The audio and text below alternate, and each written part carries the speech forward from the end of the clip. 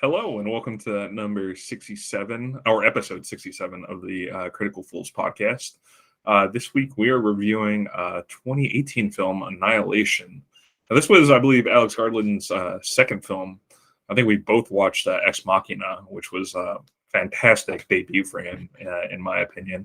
And I think this was also an equally impressive film. It was a pretty ambitious film in many ways to me, and I really like the science fiction aspect of this this genre and his approach to science fiction, and a lot of the themes that were really discussed in this. So I'm kind of anxious to get into this. So just off the top, I know this isn't your first viewing, Chris, but what were your thoughts in rewatching this movie? Yeah, so it's gonna be an interesting take. So I love the themes, but I will say that like this movie is designed to be watched one first time because the second time I didn't find it as enjoyable because I kind of knew what was coming. Really? Yeah, I still enjoyed it. So I honestly, my rating's kind of brutal because I'm like, I got bored at one point. I was just like, oh, I know what's gonna happen next. And so this movie, because it's like a little bit of like a thriller, right? Like mystery thriller. It was way more enjoyable when I first saw it all those years ago. This time I was watching it.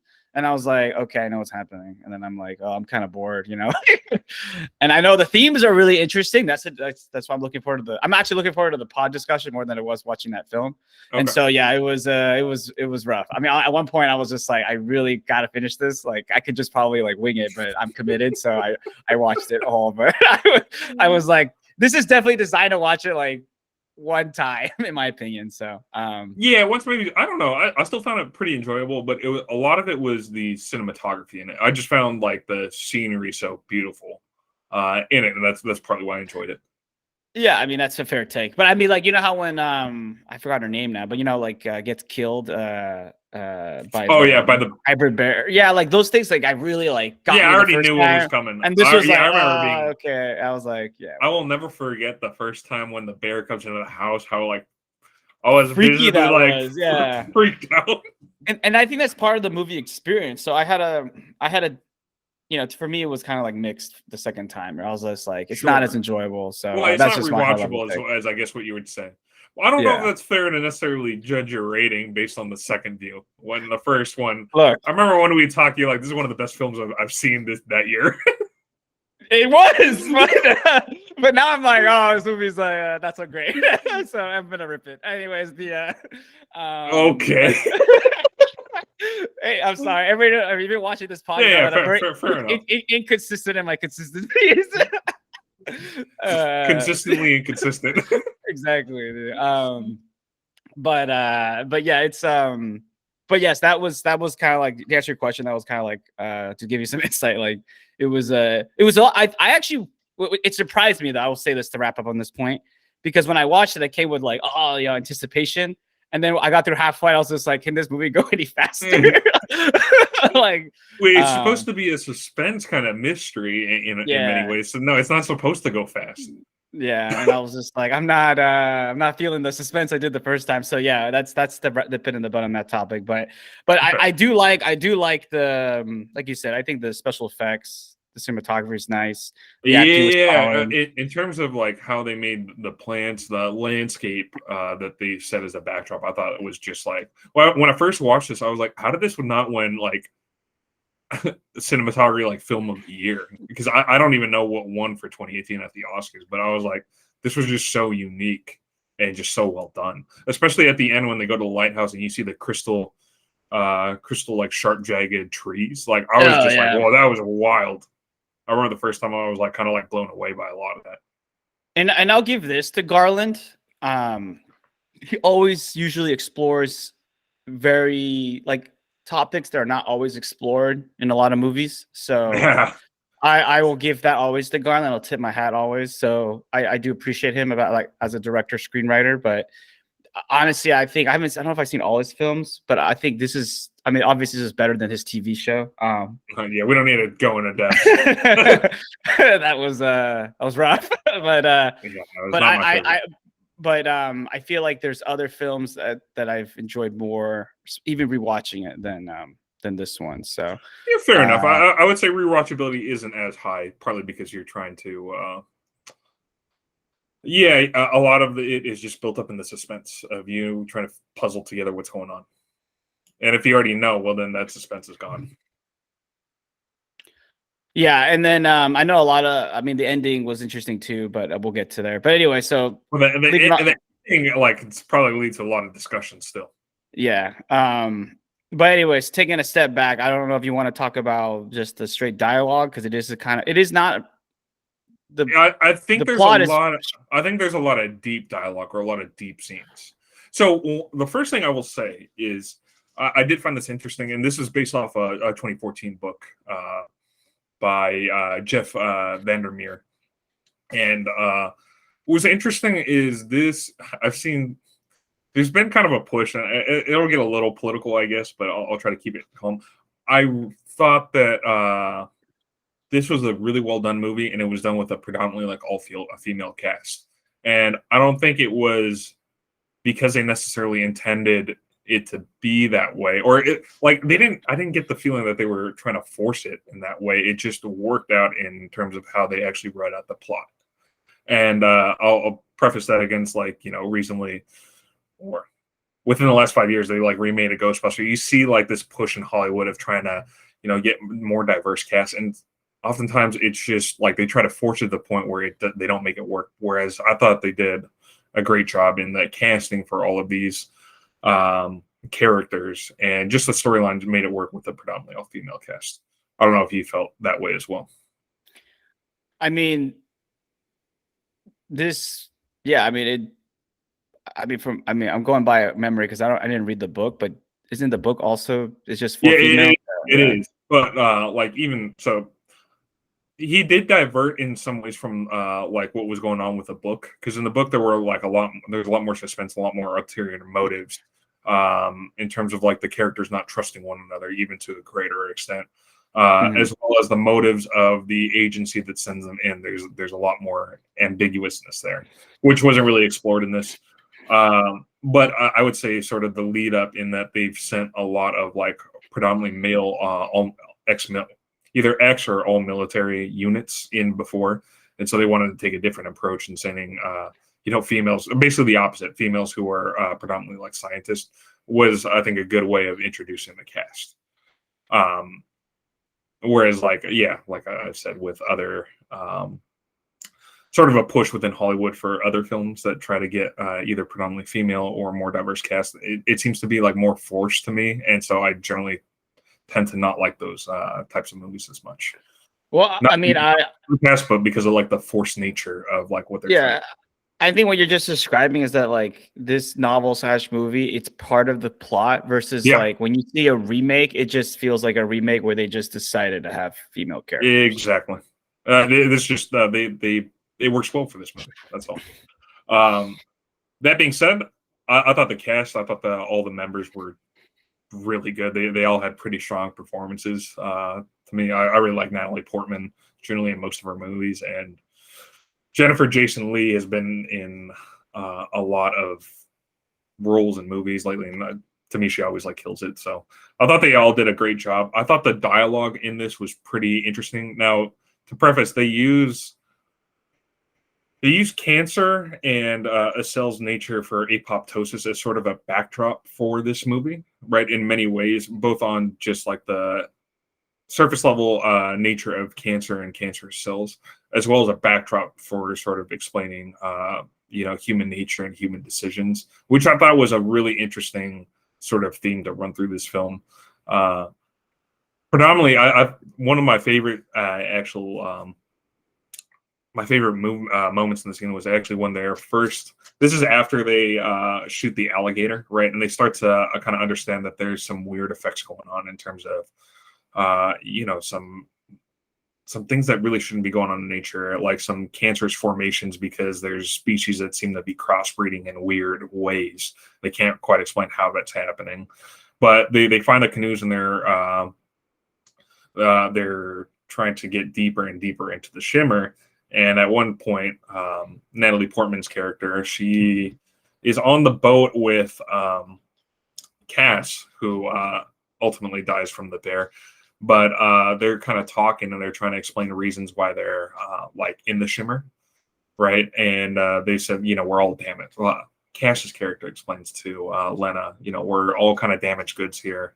One of them was a former alcoholic. The other one was they can't quite explain why Ventress is there, but she says, and then Josie, she cuts herself. She's like, well, why did she do that? Because she doesn't want to because she's is trying to escape feeling alive, and she's like, quite the contrary. I think she's doing it to try to feel alive. A lot of those kind of scenes were whoa, you're getting a little deeper there with human motives. So I really liked a lot of that dialogue.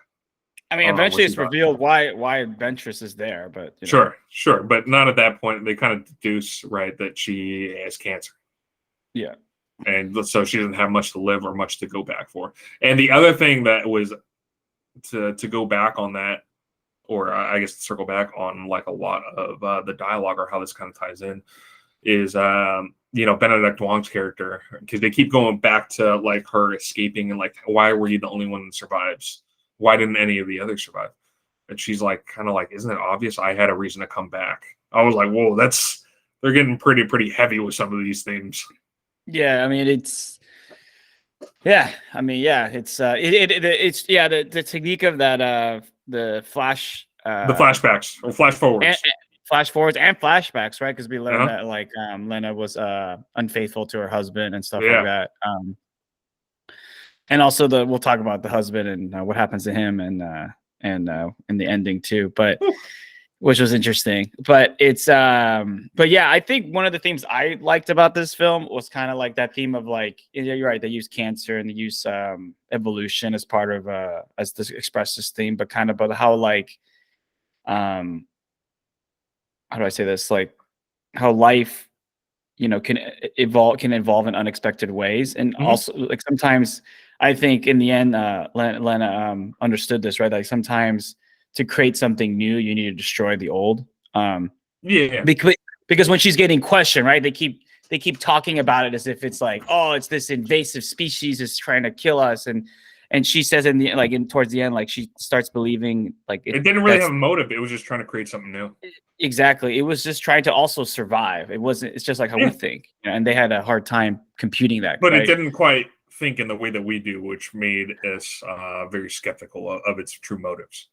Exactly. And I will say this based off what the film showed us, especially with towards the end where it kind of copies the Lena and doesn't remember the mirroring. I think it was almost like a life form that was just curious about, because it also didn't probably understand the humans either, or humans' motives. So part of it, and this is what was wild. So to go off of your sort of idea of life and death, something that was wild that I picked up on the second time, and I had to read up because I was like, am I tripping? Because I had to go back. Is Lena had the sort of infinity tattoo. Well, the infinity tattoo is actually I forgot exactly what the tattoo is called, but it's a symbol of a snake that's eating itself. So if you actually look it up, it's a snake that eats itself. Well, what's crazy and what's really interesting is at the beginning, she doesn't actually have the tattoo. Actually, one of the other members has, I can't remember if it's her husband or one of the other crew members has the tattoo. But the whole thing is that everything, not just DNA, is refracted within the shimmer. So even the house at where the bear attacks them, that's actually mirrored after the house that is Lena's. So sort of the whole the whole scenery, the whole house is actually a memory of hers, which is kind of weird to think about. And I caught the second time going around. There's little things like that actually caught. It was not necessarily the plot, but these little details that I found really fascinating, kind of more enjoyable. But yeah, the whole other. What was interesting is the shimmer, the alien species, all that represent cancer, right? It was just growth that just was unregulated, just kept growing. But really, that was set against the backdrop of the characters and the nature of cells to undergo apoptosis, which is sort of self-destruction. And what was really interesting was it was that self-destructive nature, right? Those characters that was sort of that contrasting backdrop against the alien life form, right? And so that was really explored in that, our cells are really programmed to be self-destructive, right? Over time to be sure that we don't go unregulated in our growth. But at the same time, they're like, if it's encoded in us genetically, does that sort of explain our tendencies to engage in self-destructive behavior? I thought that was like, when I heard that, I was like, well, this is getting mad deep within sort of their parallels there. Yeah, I mean, it goes back to that old debate, right? Like, how much is it our genetic code, and how much is it like, nature versus nurture? The environment that not derives us, but that forms us. Mm-hmm. Yeah, I thought one of the big reveals of this film, right, is obviously when they learn, basically they accept that like their DNA is constantly changing as they enter this environment. Mm-hmm. Like a prism from the prism. And what's interesting is how, to your point about each of the characters, how each of the characters reacts differently to it and accepts it differently. I mean, we have one that panics, right, and freaks out. We have one. It's funny. I know the actress's name. It's Anya, right? No. The actress's name is Gina Rodriguez, but it's Anya, I think, the character. Mm-hmm. And she accepts it differently, right? She just accepts that like she doesn't freaks want to. Wait, she's the one that freaks out? Yeah. Oh yeah, she's the one that freaks out. It was Josie's the one that. Yeah, Josie, Tessa Thompson. Josie's the one that kind of accepts it and realizes. When they're talking about motives. Yeah. When she says that line that was so good, she's like, when she comes to a realization, she's like, Ventress wants to confront it. You want to destroy it.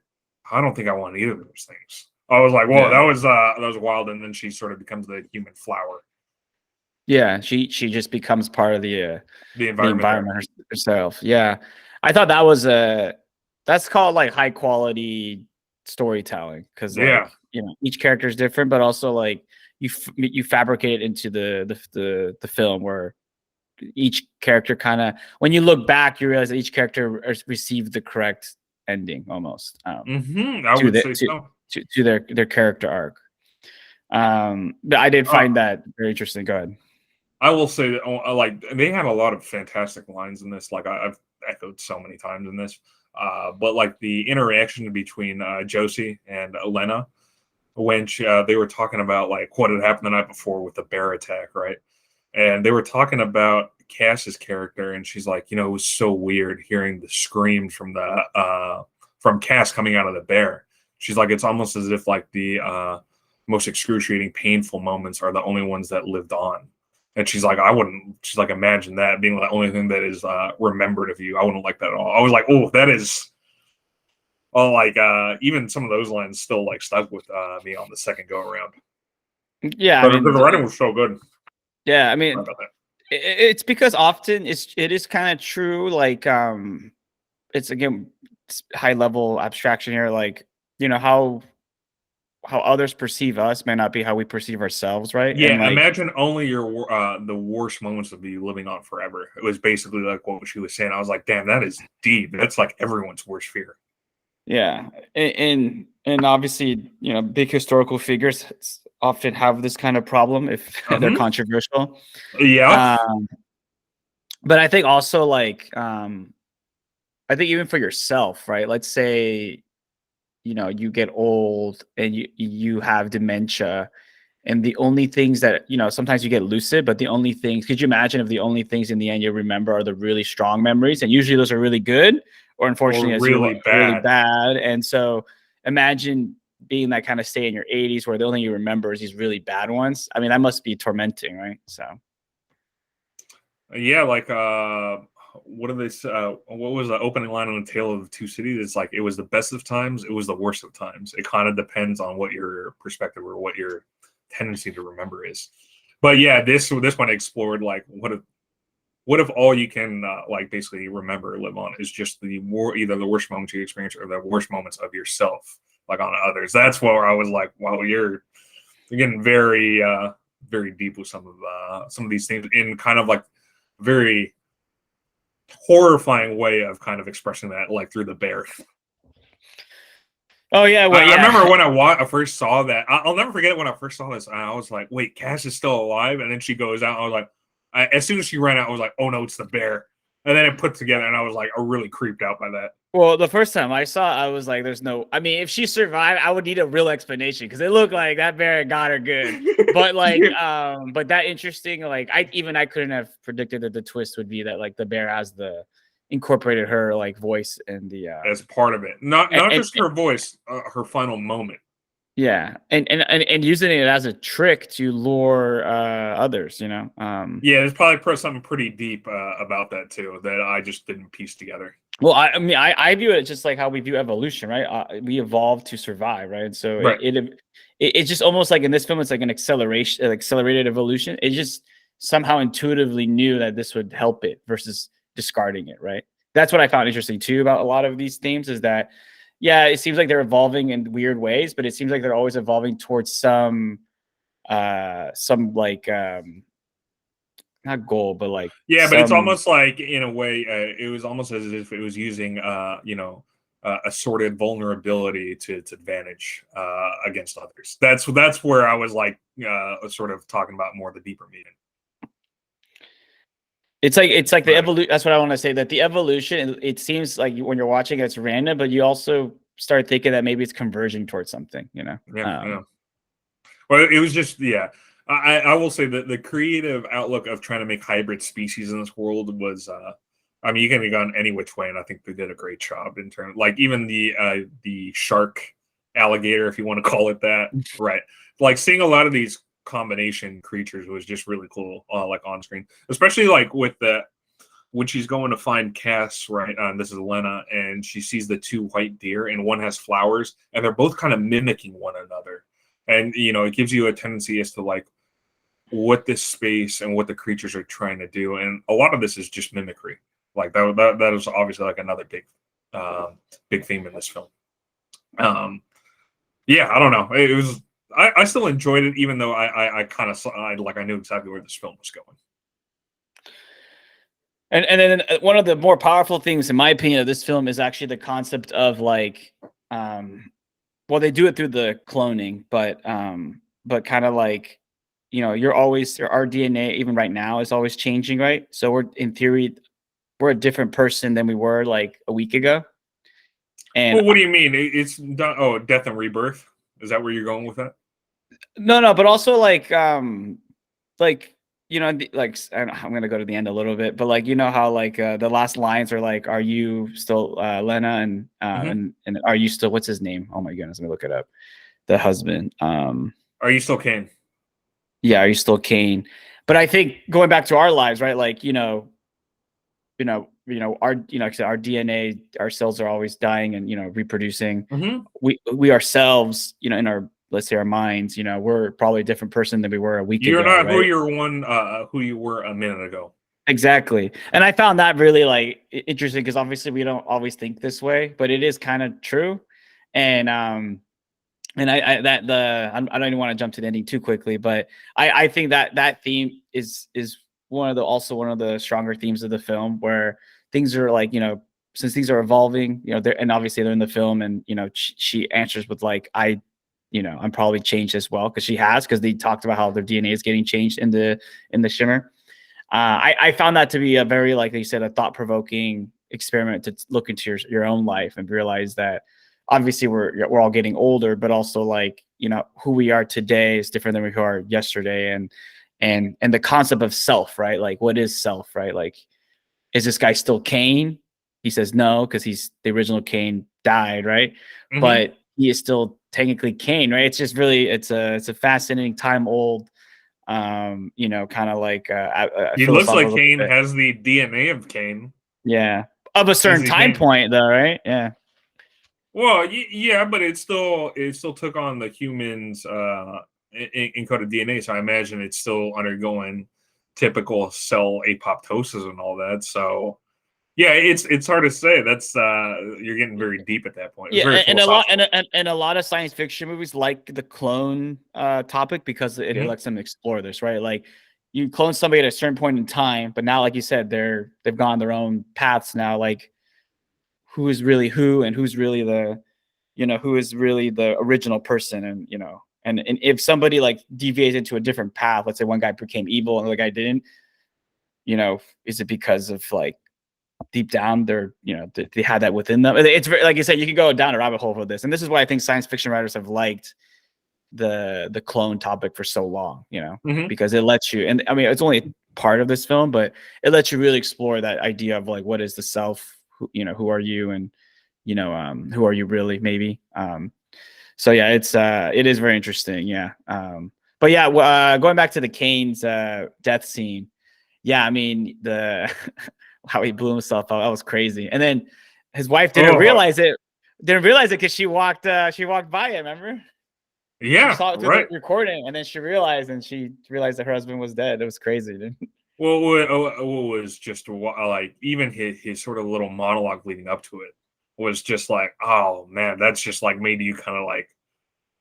It was hard to explain the emotion, but when he was talking about it, he's like, I don't even know if I'm me anymore. He's like, my brain feels like mush, my skin moves like liquid.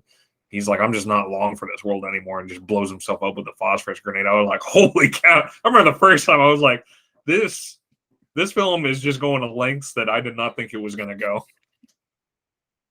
Yeah, it challenge. Like I said, I guess it's a good way to segue away. But yeah. What did you think about the hole there, by the way?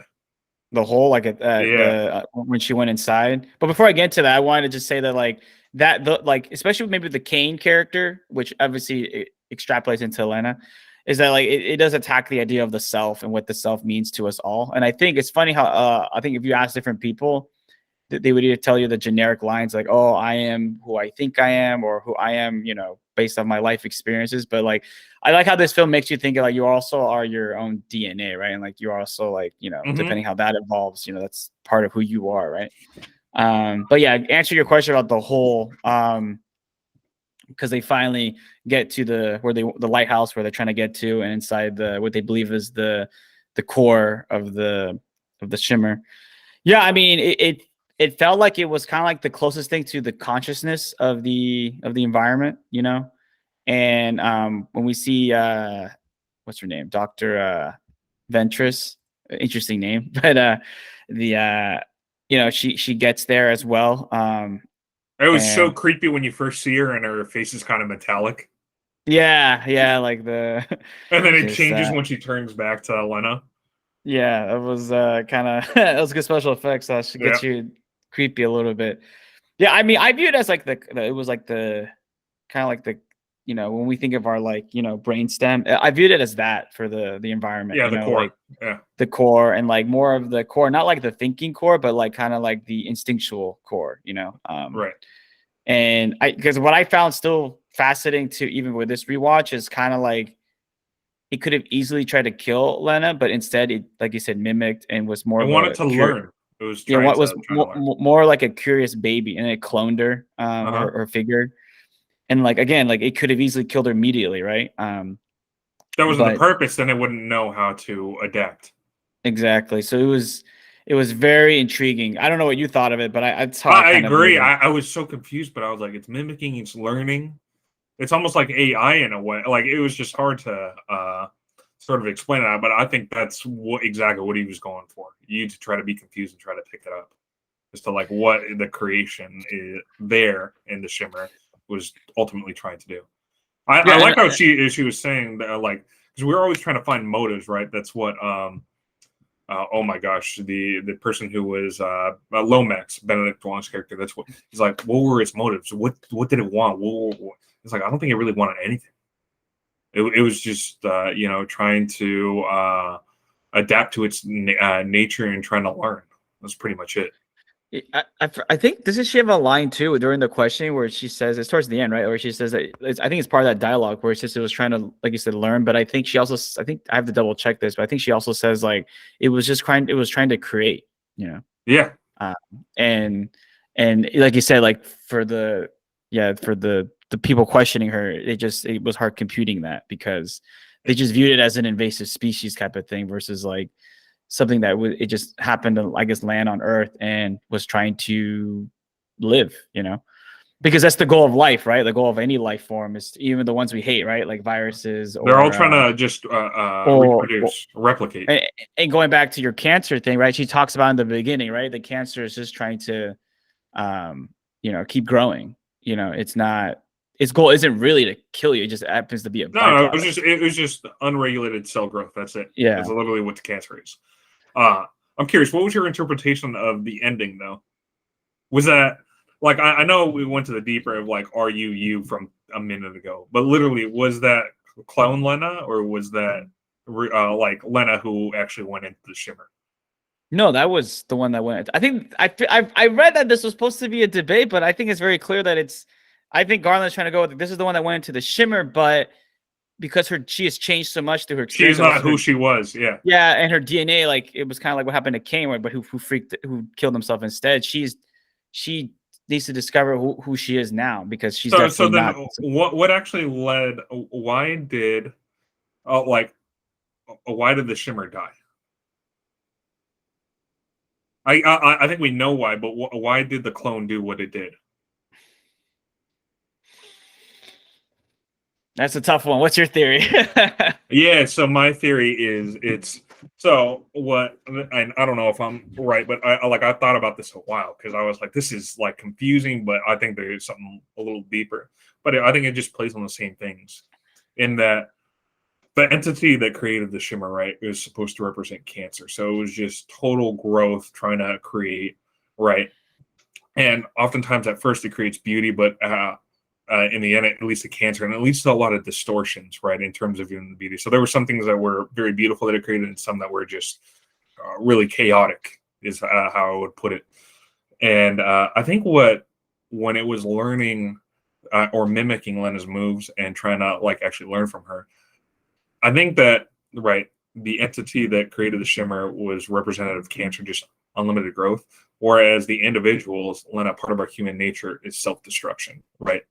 And I think it was the tendency of, self-destruction from humans is really what Lena taught her clone. And that's all that self-destructive tendency, and that is within us, that nature is ultimately what saved Lena and everybody else. I think that's where they were trying to go with. I was like, well, that was pretty deep. Because really, that's what ended up happening, is that the clone ended up just killing itself. Yeah. Right. And it didn't benefit it. Exactly. I think that's a pretty good theory. I think one of the things that this second viewing did teach me is that even though the Shimmer technically died, it actually still technically lives on, actually, with Kane and Lena. And like, if they have offspring, it's basically a new type of mixed DNA life form of our species and the Shimmer species, which is part of evolution, right? It lives on in some ways, and that can keep propagating for infinity. So yeah, my takeaway also was that even though we think something's destroyed, sometimes it's reborn in unexpected ways. Yeah. Yeah, I'd agree with that. Oh, so I mean, I think it's interesting exploring these themes. I don't. Is there any other theme that you really want to talk about, or a specific scene? Let me think. I feel like there was a scene that I liked, but I guess there was the scene where like they open up the guy that was like nasty when he was moving. My lord! Yeah, when his intestines were moving like a worm. I was like, wow, I forgot that was still visceral. I was like, jeez. He's like, look, and we're like, I was like, oh man. I mean, there were even the like when they go to the pool and you see the guy just his body rip, like, and the cancer just growing from him. I was like, this is the visuals were insane in this movie. I will say. Yeah.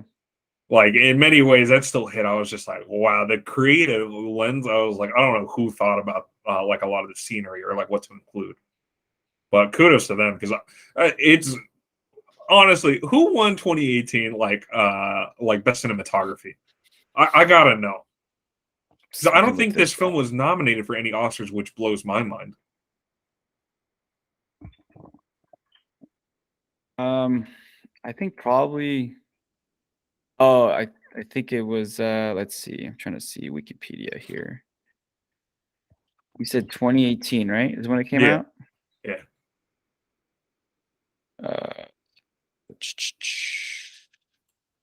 Sorry, I'm just really curious, because like when I saw this, I was like, this is just so unique and so beautiful. I don't understand how, and at a minimum, it didn't at least get nominated. Oh, is this right? What? This can't be right. Roma won Best Cinematography in 2018. Okay, I didn't see Roma, so I can't comment on that. But I've heard a lot of But people like that. but it's always like weird. Like, do they get not? Don't so wait. When did it actually release? Was it So it 2017? released in 2018. Okay, so it would have So been Roma's 2019. year. Oh, okay. It would have been. It would have been the. Let me just see it. No, Annihilation came out. 2018 Yeah, February, yeah, February 2018. So it would have been eligible for 2019. So actually, let me which look at 20. was 1917. I didn't watch it, so I don't really know if that's a good one. yeah. A lot of people said that is another war movie. It was shot in single shot. My issue with that is that was already done with Birdman. I just haven't seen 1917, so I can't really I make don't an know. Like, evaluation. But yeah, this was just so easy. it's interesting because Whatever. I've seen Roma. I'm looking at the last winners like Yeah. Roma, Blade Runner 2049. Blade Runner 2049. It was one of my favorite films, but I don't know if it really could have won that award. Roma was I've seen it. It's an interesting style. Sure. But yeah, I think the problem with I don't want to get into the academies right now, but I have issues with how they do their awards. Fair enough. Anyway, we don't have to get into that anymore. The one thing I will say with this film that I also really liked, which we haven't highlighted, is I really liked the soundtrack. I thought the guitar, the subtle chords at certain times just really added to the effect. I thought it really enhanced the experience personally, especially like with that kind of horrifying, like when the cloning process actually started at the end, you get those weird kind of synthetic, distorted notes. That really led to like a lot more of a creepy effect. By the way, you know where they filmed this film, right? No. I think they filmed it in like a few locations, but I think it's mostly in England, actually. I can see that. Yeah, I think it's mostly in. I think they did it in like parts of England. I think a lot of the main shooting happened. I would have thought they would have done it in like New Zealand. No, I mean, it was. I think it was like it's in Wikipedia, but I think it was like mainly in like one of the royal parks. Well, it's because like England. Hopefully, you can. Have you've been there? I feel like you've been there, but Yeah. it's very green because it rains a lot. So well, so is yeah, I just in New Zealand. Yeah, but I guess New Zealand has like more mountains, right? Because I went by Lord of the Rings, and when I read that, I was like, flat here. Yeah, I was like, it's all flat. Yeah. And actually, I should have realized this because when they showed us the lighthouse scene, beaches in England like one of are the like coastal. Yeah. Yeah, beaches in England are like that. Super like they're sand, but it's all like looks like you can walk on it. Versus like where we grew up, like the sand like goes into like usually the rocks or mountains. Well, do you know where this is actually like took place or like it's supposed to be based and it was inspired by, right? No, or maybe I do know, but then I'm not clicking in my brain. Yeah, so a lot of this, which was actually on the author of the book, Jeff Vandermeer. A lot of this was actually inspired by a hike he took in the Florida Panhandle.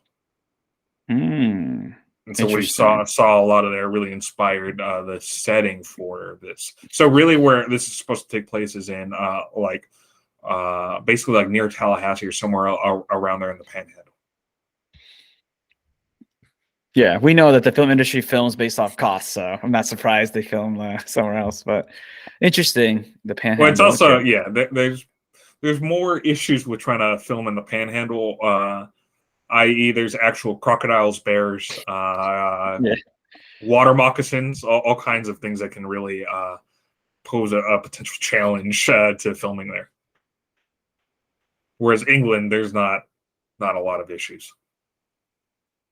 Yeah, they did it at a park. In terms of wildlife, yeah. It had to have been regulated, so yeah. You don't want those liability lawsuits. No, anyway, yeah, that was just my last point. Was I did really enjoy the soundtrack for this.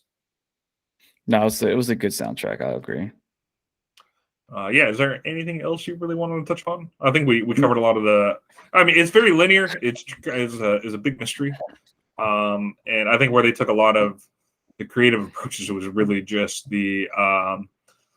or really in terms of the environment they created and that was displayed on screen. Yeah. I think it was. I mean, I think we covered most of the stuff. Actually, no, hold on. There is one other thing I wanted to touch upon, which I think you might have might relate to you a little bit. Was actually so when this was released. So you might find this interesting, and I read a little bit about this. So Larry Ellison's son, David Ellison, was actually one of the main financiers because this was produced by Sundance, and he was one of the producers at Sundance. So he actually wanted to demanded that a lot of changes be made to the film because on initial screening it didn't do so well. And he's like, it's too intellectual. People aren't getting it. We need to cut it. And so there was a huge disagreement, and he wanted to really change the scope of this film and the shape of it. And as is, they already made a bunch of cuts because apparently what I read is one of the main differences between this film versus what Garland wanted to put out was at the end, he wanted there to be the final scene of a bunch of meteors actually hitting Earth. Interesting. Yeah. Which I'm not mad at either way, but why I brought this up, and I think you'd find it, is just, how really the clash between directors and producers and how all that often stunts sort of some of the creative takes that directors are actually able to take in their films, i.e. what happened with Kevin Smith's film and Wild Wild West. Yeah, I remember you love that still. Did I say that too? You're still talking about it. Dying of laughter because I remember watching that film. I was like, why do they have a mechanical spider that's trying to... It added nothing to the movie, and now we know. Yeah, I mean, I guess on that topic, I know it's come up before, but like basically, everybody knows how films are made. They need money, they need financing, and often directors don't. They for right or wrong, they often have to answer to people who don't make movies. And, they're like probably the first person you have to get it, through, because if they don't like it, they often want to change it and whatever.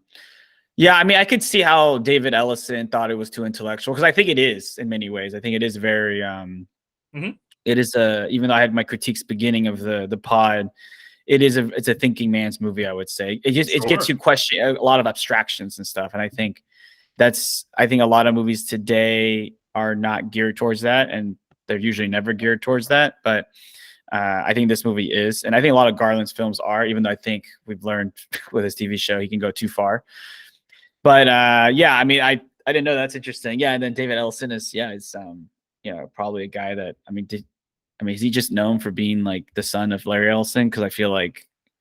What do you think? So he was producing this movie at like 34. Let me see. I'm gonna look up his. Let's see what else he's produced. Terminator, Dark Fate. Okay, all these garbage ones. Life. Yeah, but he started becoming an executive producer in 2006, dude. Oh, in his 20s? He was born in 1983. So let's see what the 23. 23 is when he started. Maybe he's a visionary producer. Oh, come on, dude. He produced True Grit at 27. Are you kidding me? I mean, it was only because of his dad's connection.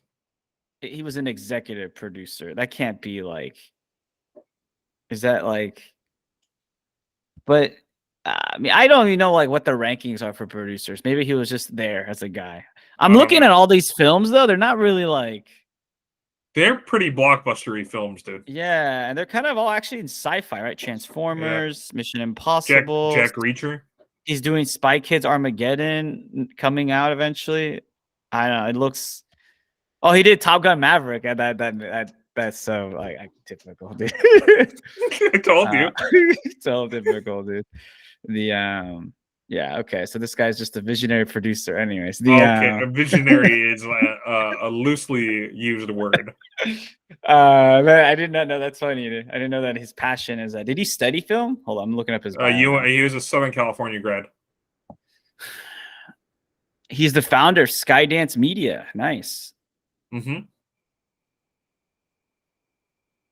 Oh, yeah, with his father. I mean, where do you think the capital came from, dude? Yeah. I mean, they're it's a famous well, Skydance Television too. Wow. I mean, they're really pumping them out. He has a sister too. What does she do? Another film producer, Margaret Elizabeth Ellison. Typical, right? She produced Zero Oh, Dark Zero 30. Dark 30. Yeah. And Phantom Thread. Actually, her resume is better than her brother's. They both produced the True Grit, it sounds like.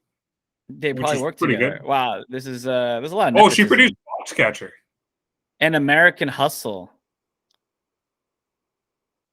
Wow, she seems like the more talented one. I guess this guy's brother's got to up his game, dude. Well, no, I think his brother just goes with blockbuster. Oh, she also produced Vice. That's a good one too.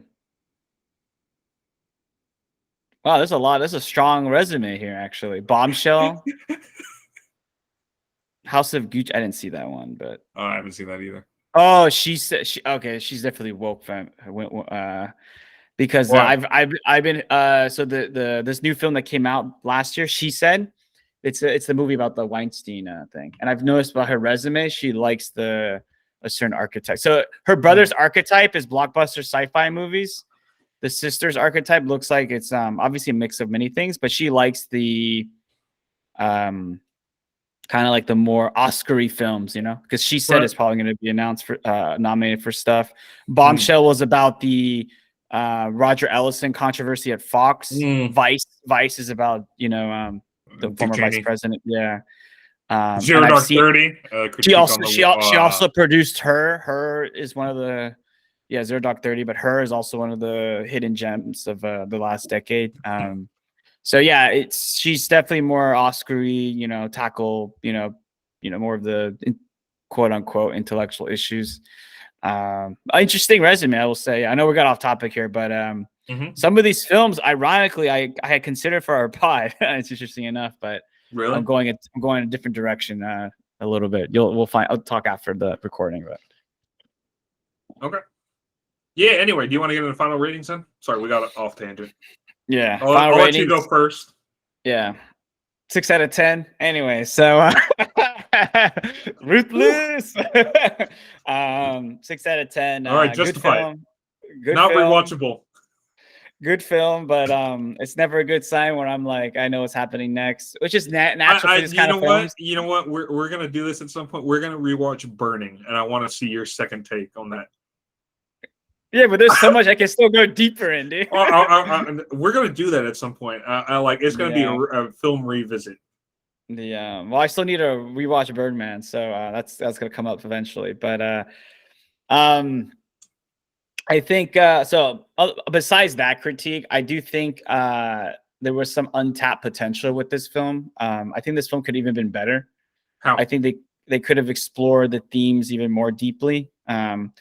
And I think also maybe it's a what's the term? I've heard, there's a phrase for this, but it's like I don't know the word, but there's a famous phrase for it. But this film had a lot of good themes, but I think it could even serve better if it had honed in on 2 to 3 a little bit more. We had a lot to talk about, but I think it's because there was just so much. And this happens to Garland sometimes. Massive. This happens to Garland to his fault, even though he's a good director. That when the scope is too big, I noticed that he loses himself a little bit. And I think probably what made me realize this was his show. And now I look back at the movie going like, this kind of happened to him a little bit here. Not as bad as the show, obviously. But I think he likes to tackle these big scopes. And when I compare it to some of his more, let's say, mainstream, well-known films like Ex Machina, and I think there's another one too that he's well regarded for. I'm trying to remember. I'm gonna look it up real quick. 28 Days Later, Sunshine. Yeah, no. Sunshine we saw that. It was. He didn't direct it. He wrote it. Yeah, I'm trying to think once he directed. Ex Machina was his debut, dude. I haven't seen Men yet. I've seen the show, unfortunately. I haven't. Yeah, so I feel like I haven't seen Men, so I have to maybe watch that to get a better feel. But comparing it to Ex Machina, which is very targeted, still very strong thematically, but a bit more targeted with the themes. I think if I was his producer, or let's say, like the person that's like double checking your director, screenwriter, I would always be that guy saying like, look, I love this themes, but let's what's really what you're really trying to say here, because he it happens to me too. You get too like in all your hands in a lot of like nests, and you lose a little bit of focus. Even though this film wasn't as bad as maybe other films, not his, but like other films I've seen where they just lose focus, right? We've talked about films that they just do too much in one thing. Well, wait, hold on. And here's going to be my pushback when you said he needs to hone in, and that's a flaw. I feel like you could say the same thing about New York Schenectady or Syndicoach, however you. I mean, that film was so ambitious, tackled so many films, was so disconnected, and you gave it like a 9.5. Yeah, well, the difference is that what is the difference? The difference is that was stylistically so postmodern, so that's my wheelhouse, dude. I told you I'm consistently inconsistent. Oh my god! Because that one, I'm like halfway through, I'm so lost. I don't know what's going on. That film, I was so lost in the last 30 minutes. I was like, everything clicked. I was like, this movie is a masterpiece. But honestly, like, I will admit that like that's probably a great example of a film that's way too ambitious and what the heck is going on half the time, dude. And then I watched the last 30 minutes and I was like, I only understand this because I've read a few postmodern books. Dude. If you don't know anything, you should give this movie a 0 out of 10. Dude. Yeah, because honestly, it is a waste of time if you don't actually have the tools to actually understand it. Exactly, because like honestly, like if I watched this as a teenager, I would have been like, I have no idea what you're doing here. Like this is not a movie. This is just a bunch of blob. This movie is way more digestible than that, because I think people in general, it's a shame, but people probably aware of cancers. They've had a family member die of cancer. It's talked in high school, right? Biology. Well, people have their vices too, and I think that are not necessarily good for you. I think that's where it really becomes relatable.